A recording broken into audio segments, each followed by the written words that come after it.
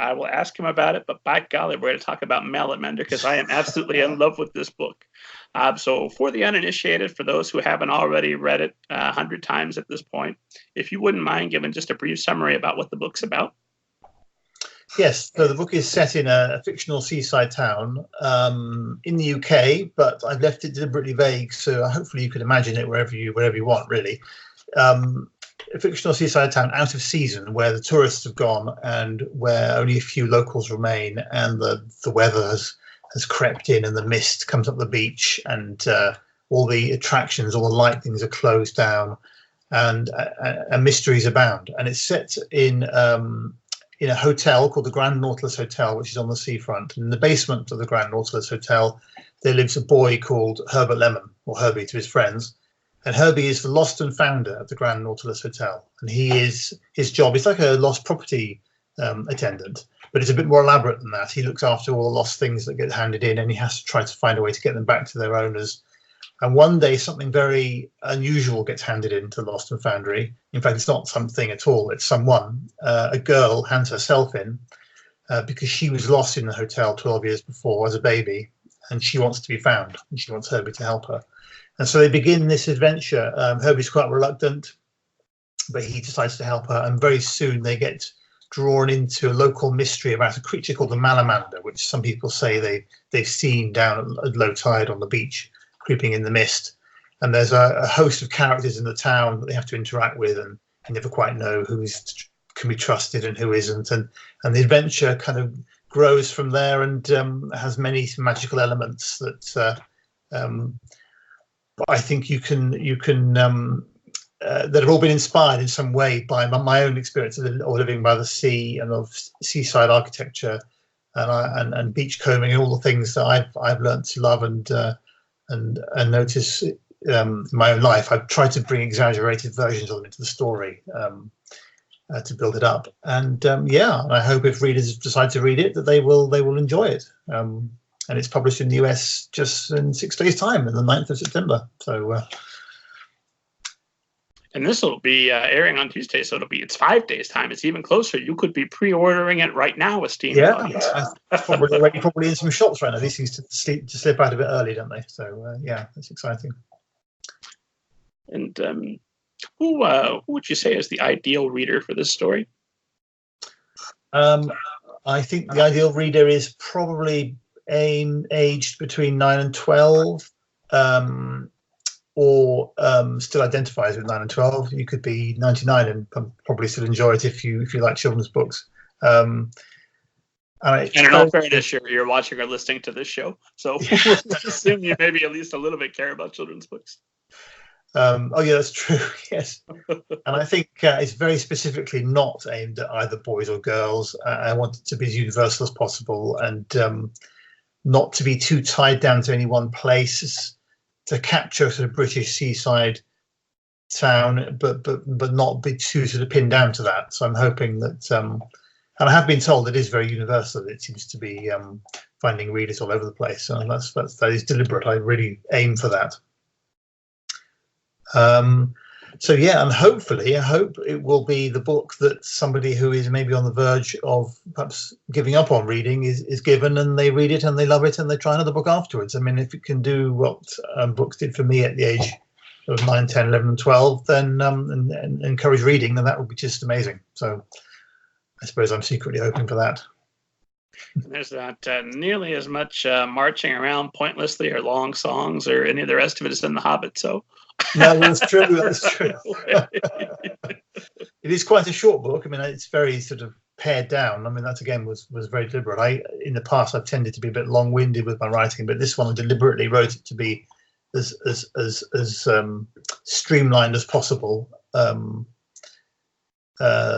yes, 55,000 words. So that's not, it's not a huge book, but I hope it feels huge to read. Well, it's certainly expansive in terms of all of its content, and it moves fast. In fact, I wanted to ask you about the beginning of the novel, because the second chapter starts us off with extreme action, and there's there's hiding in a chest involved, and somebody smashing through that chest with a hook hand, and all manner of fun. Just right there in the first chapter takes off. I'm sorry, the second chapter takes off running. But the first chapter, it kind of gives us an overview of how cheery on the sea during the winter months becomes, cheery on sea becomes eerie on sea during the winter months. And so I wanted to ask, as I think it works quite well. It pulled me right along without stopping. But why was it important to take that first chapter and introduce the overall, set the stage for where the story is going to take place, as opposed to the opening with that second chapter, which gets us right to action and conflict? I think when I first wrote that opening chapter, it was a kind of preface. It was just something I wrote to sort of get me going, but I developed it and turned it into chapter 1. It's only 2 pages long, but it's very, very short, because it just seemed to be a very good way to just sort of plunge the reader, like dipping them in a pool. Here's where you are now. You've been wherever you've been in real life, and now you're in this story. Get ready, and then the story starts. It just seemed like a nice staging point to draw the reader in and tease the reader a little bit, I think, because of course I do sort of imply that, you probably shouldn't be reading this book, but then give them a way to sort of get around that and come in and read it anyway. And I just enjoyed it. It was playful, so I elevated it to chapter 1, and it set the tone for the book, really. Once I'd written that chapter, I had written earlier versions without that chapter, but it just seemed, once I'd written it, that I'd arrived at the tone for the whole book, and so I kept it in. It's tonal, I suppose. That's the point. And I should clarify for esteemed audience, in no way a complaint or a comment on the book, because it was effective. It pulled me in, it set the atmosphere, and it's just an extremely atmospheric book throughout. And I want to ask you for some tips on that as well. But pulled me right in, and I thought, well, this is counterintuitive to what I would do, and yet it works more effectively than what I would do. And so when that happens, that's got to be my first question: is, hey, you person who's smarter than me, how can I do this thing better? I think in this case, in the case of Malamander, because the whole book is narrated by one character, and you never see anyone else's point of view, his voice is the central structure. And so in that case, in a book like this, in a way, it's a bit easier, because you just have to sort of build on that central theme.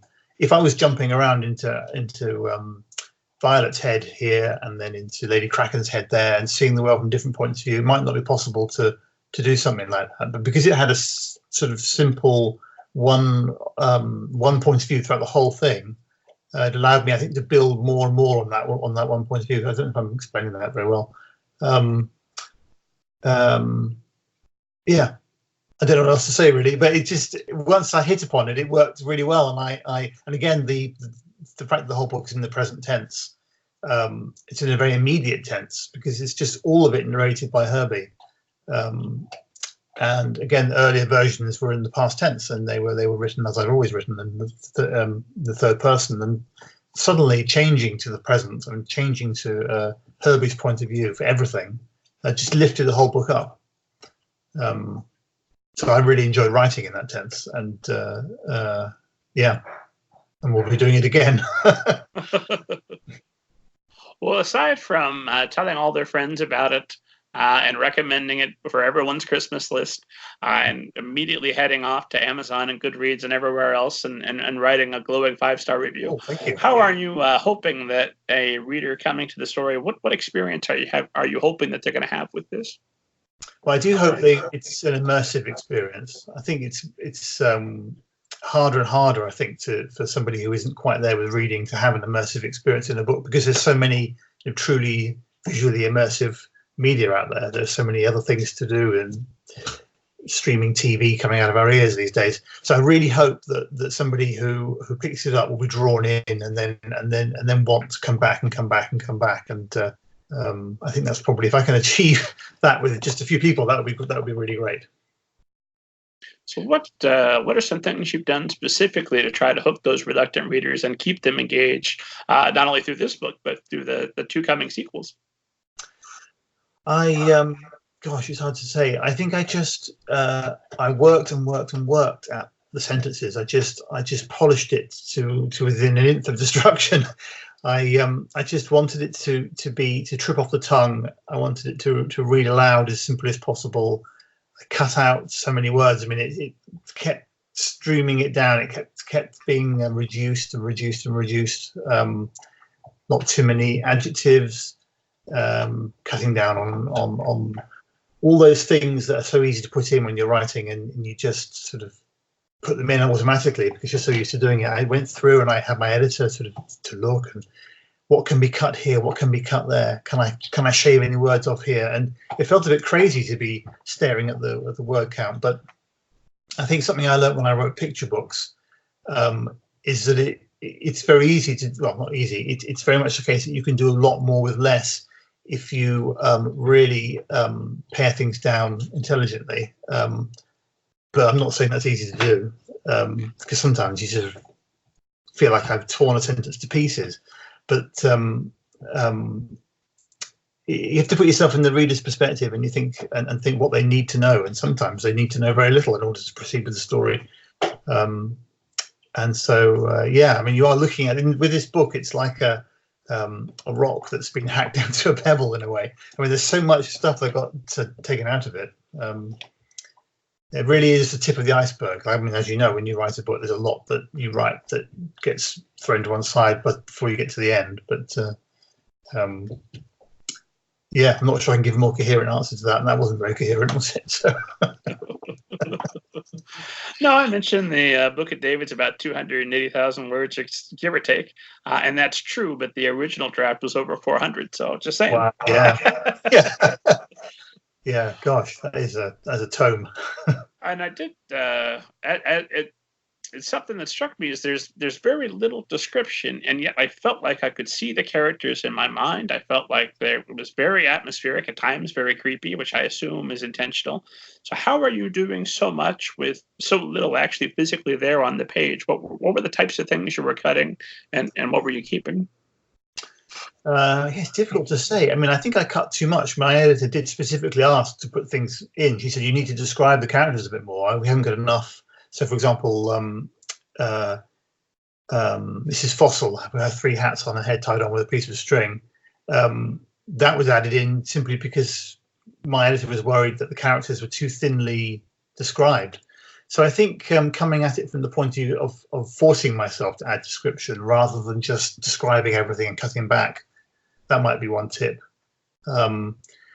But also, you can use words to hint at weather without talking about the weather, for example.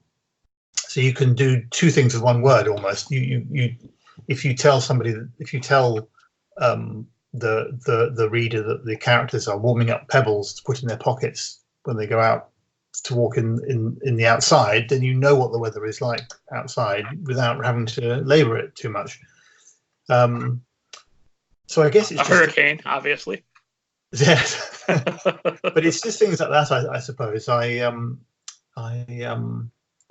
I know in the past that I've overwritten. I mean, that's always been my problem, overwriting things and too much description. And I think I've just learned that sometimes you have to just give the reader a lot to do, and a few markers, a few pointers in the text, and they can imagine the rest for themselves. I'm a great believer in if you need to communicate 4 to the reader, you tell them, you give them 2 + 2 and let them work out 4 for themselves, rather than just telling them 4. Do you see what I mean? It's to give them a little more to do, hooks them in. I mean, a reading isn't as passive as I think people sometimes believe it is. A good book is a book people are engaging with more actively than that.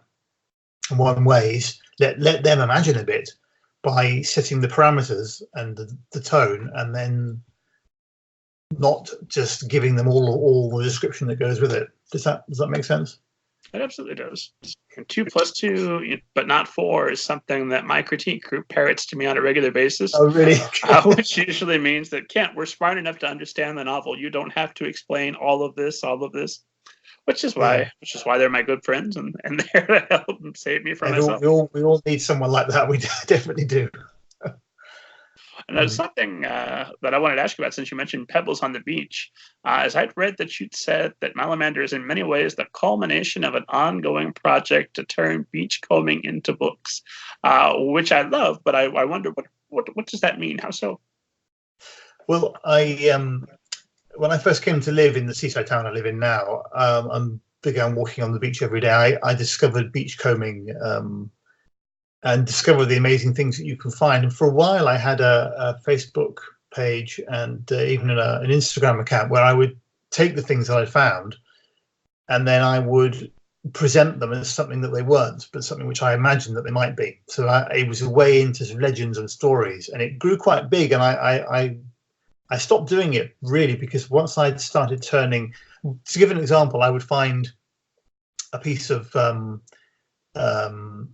sea glass, for example, that happened to be a funny shape. But rather than say, look at this lovely piece of sea glass I found, I would say, well, this is the heart of a sea imp or something. I mean, it was a bit more thoughtful than that. But it grew quite big, and I just enjoyed turning these strange things into legends and stories. And really, that's that this developed into Malamander, because it felt like I was putting a lot of creative thought into something quite sort of marginal. Why not turn that into a story? And so beachcombing is quite at the heart of why I started writing it, really. And where I live, I can find amber and fossilized bones, and I mean, these things take some finding. But when you found those things, even if you're not making up what they are, the reality of what they are is pretty fascinating. So I do feel like I was inspired by walking on the beach every day in all weathers, and weather is an important part of the book too. And of course, weather is a big part of living by the sea. It's different every day, especially in England. So I think that's all I meant. It was a sort of throwaway line, but I did want to turn beachcombing into books and kind of feel like I've succeeded.